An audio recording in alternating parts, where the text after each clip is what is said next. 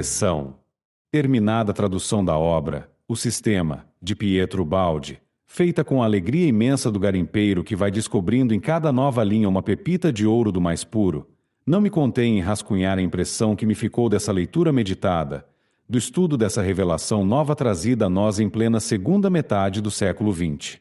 Desde a infância, o estudo desses problemas, através das obras da teologia católica, primeiramente, e mais tarde através das publicações oficiais do Espiritismo, do Protestantismo, da Teosofia, do Esoterismo, da Antroposofia, dos Rosa-Cruzes, das obras mais antigas da Índia, do Egito e da China, o estudo de tudo isto deu-me uma impressão de incerteza e de tateamento, ou então de afirmativa sem bases no campo racional.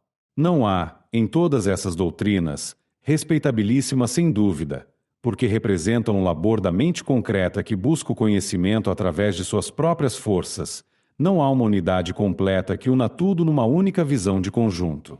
Por isso, através da leitura estudada e meditada da obra de Ubaldi, cheguei à conclusão de que o universo é de fato um todo único, cujo centro é Deus. E, completando a maravilhosa e inspirada grande síntese com o volume Deus e Universo, vislumbrei certos aspectos novos. No entanto, o segundo volume citado está demais conciso e alto, não me permitindo a parca inteligência a compreensão total da grandiosidade ali exposta. Neste volume, entretanto, a explicação é cabal e acessível a todas as inteligências, mesmo as medianas, como a de quem está escrevendo, e as provas são de tal forma completas e irrespondíveis, que pouco haverá que acrescentar a isso nessa época. Talvez mais tarde se possa dizer algo mais. Mas no momento não vemos o que acrescentar ao que aqui se encontra. O Sistema é um livro ótimo, lógico e claro. Trata-se, em minha insignificante opinião, de completo curso ou tratado de teologia cosmogônica, uma teologia nova que vem cortar pela raiz todas as elucubrações puramente humanas, esclarecendo os pontos obscuros, revelando todos os mistérios incompreensíveis e inaceitáveis à mente odierna. As teologias antigas, que pararam no tempo e no espaço por se terem tornado dogmáticas e não mais admitirem pesquisas, reagirão, sem dúvida, a esta intromissão em seu terreno. Mas a humanidade está em evolução perene e não seria compreensível que a parte mais nobre e elevada da humanidade, que é o pensamento e a sabedoria, parassem nos séculos remotos, enquanto a parte inferior, material, estivesse, como está, progredindo a passos gigantescos. Neste tratado teológico encontramos um Deus perfeitamente aceitável por sua grandeza, ao invés daquele Deus mesquinho que trazia sempre bombons na mão direita para premiar e um chicote na esquerda para castigar, como qualquer capataz irritadiço e vulgar.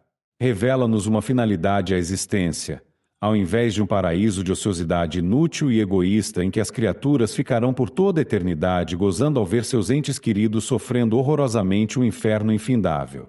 A teoria da queda e da reabilitação dos espíritos é tão lógica que temos a impressão que ela guiará o mundo espiritualizado de amanhã, esclarecendo os pontos obscuros e dando direção à evolução da humanidade, que hoje se debate em problemas sem solução. É um tratado de teologia nova e, ao mesmo tempo, um tratado de filosofia universalista unitária, que nos apresenta, como um todo único, um só corpo cuja cabeça é Cristo. A segurança de raciocínio jamais abandona o autor a especulações vazias, mas o leva a provas sólidas, em matéria difícil e complexa. É a única teoria que conhecemos que pode satisfazer o intelecto, a razão e mesmo o coração, porque explica logicamente tudo o que se passa neste mundo. Filosofia, física, química, biologia, sociologia, moral, tudo é examinado conscienciosamente, com minúcias que esgotam o assunto, com inflexibilidade respondível, com segurança e acerto. A parte mais alta do livro Sistema é constituída pelo capítulo 20, quando o autor nos dá a terceira interpretação da visão.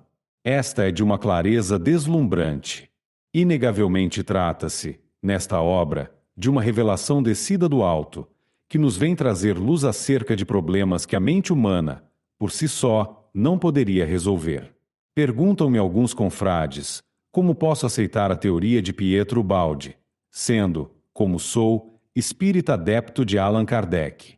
Confesso não ver nenhuma contradição entre as duas teorias. Para quem lê Kardec superficialmente, detendo-se nas palavras impressas, a teoria de Pietro Baldi pode parecer herética. Mas aos que leem o mestre penetrando as entrelinhas das respostas dos espíritos, tão sábias e profundas, nada lhes aparece de contraditório.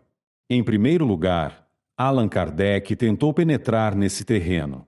Todavia os espíritos não lhe deram a resposta ansiada. Podemos encontrar no Livro dos Espíritos a pergunta 39. Poderemos conhecer o modo de formação dos mundos? E a resposta dos espíritos: tudo o que a esse respeito se pode dizer e podeis compreender é que os mundos se formam pela condensação da matéria disseminada no espaço. Não é o que diz Pietro Baldi, no capítulo 20, a origem dos universos foi uma contração, em que o espírito ficou aprisionado dentro da matéria. Em segundo lugar, o próprio Kardec afirma não ter dito a última palavra, mas apenas a primeira, e que todas as teorias por ele trazidas deveriam ser desenvolvidas à proporção que a ciência progredisse. Em terceiro lugar, Allan Kardec preocupa-se com o problema da evolução a partir da matéria primitiva, sem cogitar do que havia ocorrido antes. Ou seja, começa do mesmo ponto em que a Bíblia e do mesmo ponto em que a grande síntese iniciaram o estudo, a subida evolutiva dos seres encarnados. Evidentemente, partiram todos da matéria, ou seja, dos átomos, cuja concentração formou os universos. Nesse ponto, o infinito negativo, o ponto de chegada da involução, a concentração máxima do espírito. Era evidente que todos os espíritos eram simples e ignorantes. Pergunta 115. Entretanto, é evidente a confusão da palavra espírito, no sentido de princípio espiritual com o sentido de espírito humano. Mas as próprias respostas dos espíritos e Allan Kardec classificam a origem, pesquisada agora por Pietro Baldi, como mistério. A origem deles é mistério. Pergunta 81. E pouco antes, quanto ao modo pelo qual nos criou e em que momento fez, nada sabemos. Pergunta 78. Dentro do próprio Livro dos Espíritos, contudo, encontramos em esboço muito rápido e leves pinceladas a confirmação da teoria ubaldiana. Pergunta Kardec: donde vieram para a Terra os seres vivos? Resposta: a Terra lhes continha os germes, que aguardavam o momento favorável para se desenvolverem. Os princípios orgânicos se congregaram. Teoria das unidades coletivas. Desde que cessou a atuação da força que os mantinha afastados. Pergunta 44. Não é o que diz Pietro Baldi, mas, acima de tudo, está de pé a resposta à pergunta 540. No fim, é assim que tudo serve, tudo se encadeia na natureza, desde o átomo primitivo até o arcanjo, que também começou por ser átomo. Admirável lei de harmonia, que vosso acanhado espírito ainda não pode apreender em seu conjunto. Nada mais cremos seja preciso para provar que a teoria exposta por Pietro Baldi, em sua revelação, nada tem de contraditório com a doutrina codificada por Allan Kardec. Antes, vem completá-la e explicá-la, levantando o véu daquele mistério que, há um século, os espíritos julgaram oportuno deixar ainda envolvendo a origem da vida. E isto porque os homens daquela época ainda não podiam entender essa origem, pois a ciência não havia demonstrado que matéria é apenas a condensação da energia e esta, a descida de vibrações do espírito. A frase final da resposta à pergunta número 83 nos revela bem que Allan Kardec, incontestável mestre codificador, não pôde receber dos espíritos uma doutrina completa, porque o ambiente terrestre ainda não estava preparado. Lemos aí: é tudo o que podemos, por agora, dizer. Então, há mais coisas a dizer, mas não podiam ser ditas, tal como ocorreu quando Jesus disse a seus apóstolos: muitas coisas vos tenho a dizer, mas não as podeis suportar agora. Por que então condenaremos a teoria de Pietro Baldi, se ela, sem contradizer nem Kardec nem Jesus, vem trazer-nos luz a respeito de coisas que nem um nem outro nos haviam revelado? O fato concreto, sob nossa vista, é que a teoria exposta mediante revelação e inspiração por Pietro Baldi satisfaz integralmente a todas as indagações científicas, psíquicas, filosóficas, teológicas e espirituais que nos possam fazer. Assim sendo, temos que lealmente aceitá-la, até prova em contrário, mas prova que traga argumentos e fatos, experimentações e demonstrações, e não apenas citações do Magister Dixit.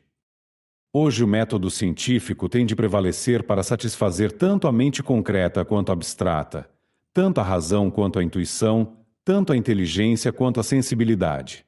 A obra é de suma importância e finca no mundo um marco que dificilmente será removido. Poderá ser mais bem explicado e desenvolvido seu ponto de vista, poderá mesmo ser modificado em seus aspectos secundários. Mas o âmago do problema foi equacionado brilhantemente, e daí poderemos partir para posteriores e maiores pesquisas e buscas. Compete agora ao homem de amanhã essa parte.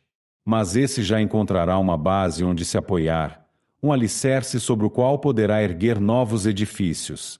E era isto justamente o que faltava à humanidade de hoje, que nada podia edificar em terrenos movediços de mistérios, sobre abismos sem fundo de desconhecimentos confessados. Tudo, dentro da relatividade humana, foi explicado em termos científicos e lógicos. Foi-nos mostrado, com dificuldade por causa da pobreza da linguagem humana, o que a mente do homem perquiria há milênios e que nos fora dito várias vezes, mas sempre com palavras ocultas, cheias de subentendidos que a mente comum não conseguia penetrar. Para a filosofia e a teologia, este volume constitui um dos mais importantes tratados que já apareceram publicados na face da Terra. É uma luz nova que se levanta no horizonte, um novo sol que vem iluminar as mentes e aquecer os corações sequiosos de sabedoria e de amor. Porque nele se revelam, em sua plenitude infinita, a sabedoria e o amor de Deus, como centro de tudo, com seu pensamento a constituir a atmosfera psíquica em que vivemos, nos movemos e existimos, porque dele também somos gerados. Rio, 5 de julho de 1957. C. Torres Pastorino.